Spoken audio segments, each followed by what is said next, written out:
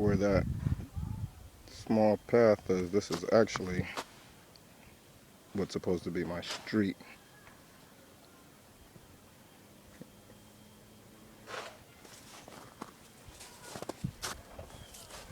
Alright, we were able to shovel the walkway, the sidewalk area here. Not sure how good it's going to do. When supply trucks come, I'm sure they're going to push all the snow right back on it. My neighbor's yard.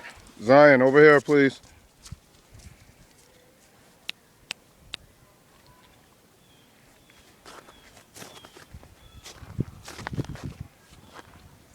As you can see, not a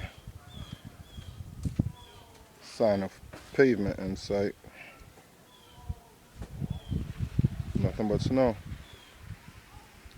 So here's your evidence that we are actually snowed in here on Trumbull Ave in Bridgeport, Connecticut on Sunday, February 10th, 2013. Later.